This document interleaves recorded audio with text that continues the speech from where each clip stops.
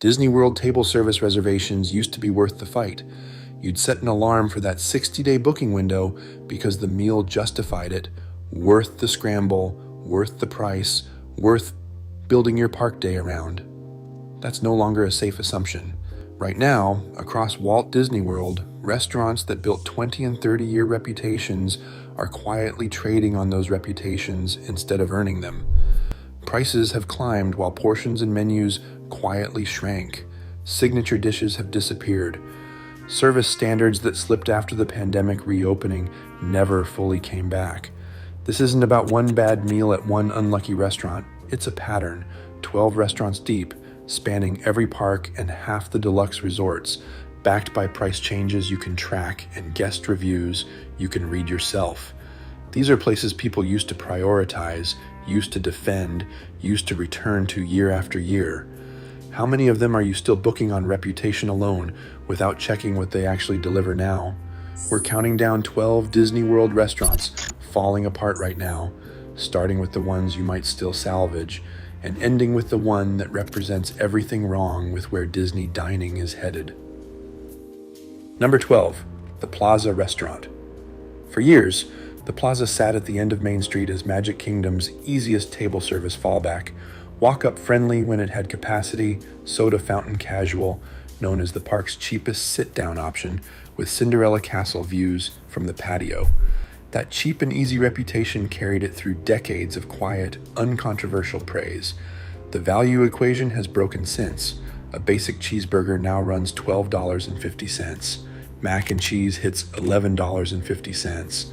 Those numbers no longer line up with the no-frills identity the restaurant built its name on. Menu items have rotated in and out repeatedly in recent years. The fried green tomato sandwich disappeared, the Reuben got cut, and a 2026 refresh continued the instability. The problem isn't that any single item became outrageous. It is that the Plaza still markets itself as the casual, budget-friendly choice inside Magic Kingdom, and that story stopped being true somewhere around $12 burgers. You can still call it the least expensive table service option in the park. That part's technically true, but least expensive and worth it quietly stopped meaning the same thing here. Number 11, Rainforest Cafe. Rainforest Cafe built its whole identity on spectacle over substance, including animatronic gorillas, thunderstorm effects every 20 minutes, and a jungle environment loud enough that food quality became secondary to keeping the kids entertained. That trade-off used to feel fair because the shareable appetizers and oversized portions delivered real value for families splitting plates. Recent pricing updates chipped away at exactly that. The Awesome Appetizer Adventure Sampler climbed from $26.99 to $27.79, part of a wider wave of small, repeated increases across Disney area dining rather than one dramatic jump that would trigger backlash. No single hike here is the story. It's the accumulation, 50 cents here, $1 there, landing on the exact items families count on to stretch a group meal without ordering 4 full entrees. Rainforest Cafe isn't dying loudly. It's dying by 1,000 small increases on the menu categories that used to justify the noise and the mediocre food. Number 10, Planet Hollywood. Movie memorabilia on every wall, a giant video wall, a loud kid-friendly night out anchored by an affordable children's menu, chicken tenders, mac and cheese, cheese pizza, the reliable stuff. That reliability took a direct hit in March 2026 when kids' meals jumped from $9.99 to $12.99 across every single option on the menu. That's a $3 increase, roughly 30%, in one move. For a family with 2 or 3 young kids, that's an extra $6 to $9 added to the bill before a single adult entree gets ordered. Guests have started openly questioning whether Planet Hollywood is still the budget-friendly stop it built its reputation on. A 30% jump on the kids' menu, specifically, is the tell. That's not inflation catching up. That's the last price anchor a family-friendly restaurant has getting revised away. Number 9, Nine Dragons. Tucked into Epcot's China Pavilion, Nine Dragons has offered sit-down honey sesame chicken, peppery shrimp, and fried rice inside an ornately decorated dining room for decades, never the most talked about restaurant in World Showcase, but reliable enough for guests wanting air conditioning and something recognizable. The problem here isn't one catastrophic change, it's creeping irrelevance. The entree list has narrowed to a short rotation of dishes, and recent guest reviews increasingly describe the food as competent but forgettable, the kind of meal you could get at a solid Chinese restaurant back home, with nothing that rewards choosing this pavilion over the 7 others surrounding it. The room is pretty, the service is fine, but when the most honest review of your restaurant is fine, but you don't need to come here, that's not a compliment. That's a reservation you should be spending somewhere else. Number 8, Coral Reef. Coral Reef opened with Epcot and spent the 1990s as one of the park's hottest reservations, floor-to-ceiling views into the Living Seas aquarium, cameos on Full House and Boy Meets World, the kind of table families genuinely planned trips around. The aquarium is still there. The demand collapsed. Disney cut lunch service entirely. Starting January 2026, advanced dining reservations for lunch dropped to essentially zero once the holiday season ended, and a server with over 20 years at the restaurant was reportedly relocated because there weren't enough lunch shifts left to justify the position. Coral Reef is also scheduled for a temporary closure beginning September 2026. You don't cut an entire meal period at a restaurant that's still working. Coral Reef went from the hardest reservation in Epcot to unable to fill half its operating hours in about 3 decades, and the aquarium has been left to carry a restaurant that quietly stopped trying. Number 7, Be Our Guest. When Be Our Guest opened in 2012, it was Magic Kingdom's first new table service restaurant in decades. 3 lavishly themed dining rooms recreated the Beast's Castle, an instant icon that became the hardest reservation to land property-wide. The food was never really the point, and for years the setting made that acceptable. That calculation has been slipping. Dinner now runs $72 per adult and $43 per child for a prix-fixe menu that reviewers describe as scaled back, with some entrees simplified compared to the a la carte format the restaurant originally launched with. Breakfast service, once one of the best uses of a dining plan credit at Disney World, still hasn't returned years after being cut. The beautiful ballroom is still there. You're just getting a smaller, simpler meal inside it than the one that made this reservation famous in the first place. Number 6, Hollywood Brown Derby.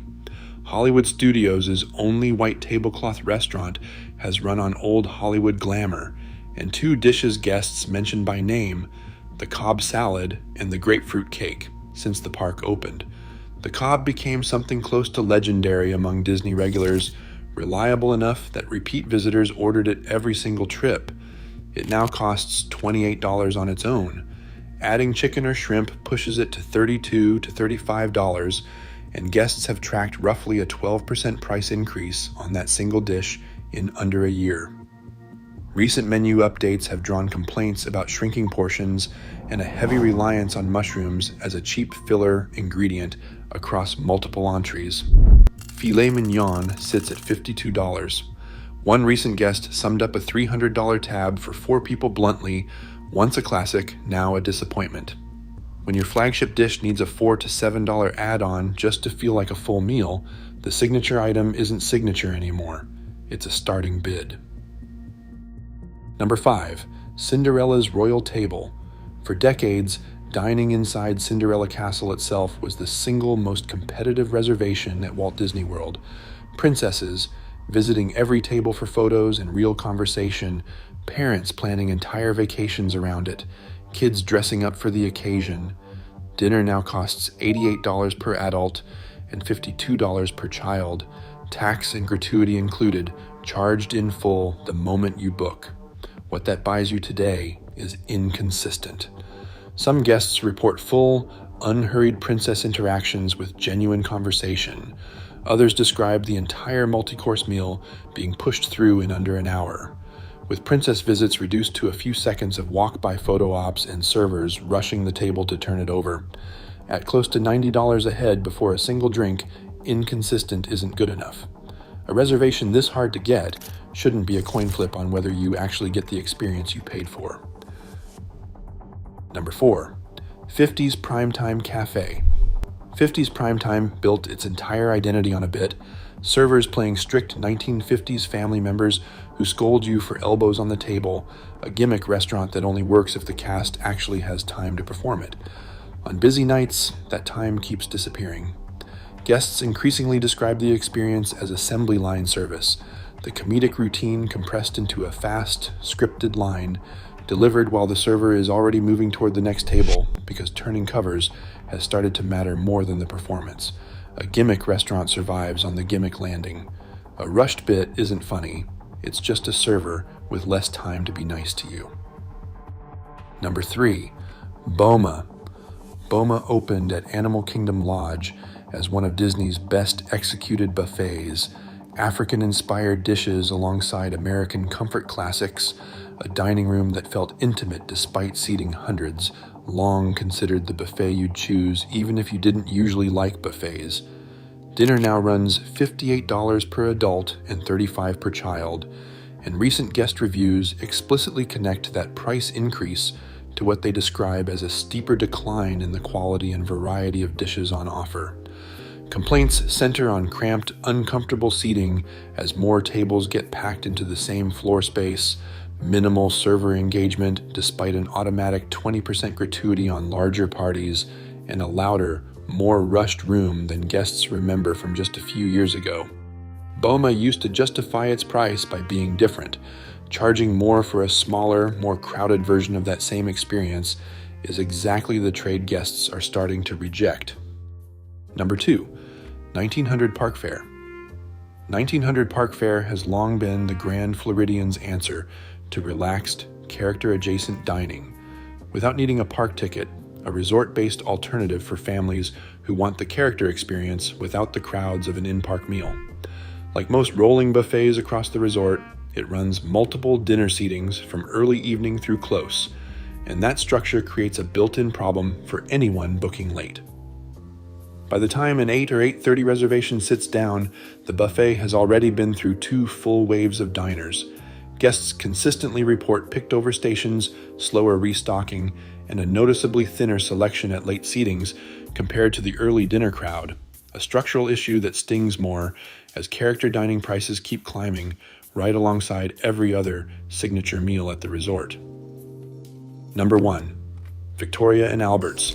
Victoria and Albert's has held nearly every major fine dining accolade for decades. Michelin-starred, APOA 5-diamond every year since 2000, Forbes 5-star since 2018, Disney World's flagship reservation for guests willing to pay for flawless execution. In May 2026, the dining room prix-fixe menu jumped from $295 to $375 per person, an $80 27% increase in a single day. Wine pairings climbed from $155 to $210. Zero proof pairings went from $115 to $145. Dinner for 2 with pairings can now clear $1,100 to $1,200 before tax and gratuity. The increase landed the same week longtime culinary director Scott Hunnell announced his retirement after 24 years at the restaurant, collapsing the historic 3-tier pricing structure down to essentially 2 tiers overnight. Even Disney's most decorated restaurant isn't immune to the pattern running through this entire list. A 27% overnight increase on the resort's most exclusive table says the premium experience strategy has no ceiling, not even here. None of these 12 restaurants failed overnight. The pattern is the same one running underneath the entire industry right now. Prices climbing faster than the experience improves. Reservations that used to guarantee something special now guaranteeing only a receipt, and guest-facing cuts arriving quietly while sticker prices get louder. From a $12.50 cheeseburger at the Plaza to an $80 overnight jump at Victoria and Albert's, the message is consistent. Reputation alone doesn't buy these restaurants the benefit of the doubt anymore. So here's what I want to know. Which of these 12 have burned you? What was the meal where you finally realized the reservation wasn't worth what it used to be, and what restaurant replaced it on your next trip? Drop it below. I want the specifics, not just the name. And if this helped you plan a smarter dining budget for your next trip, hit subscribe, because we are doing this for every park and every resort next.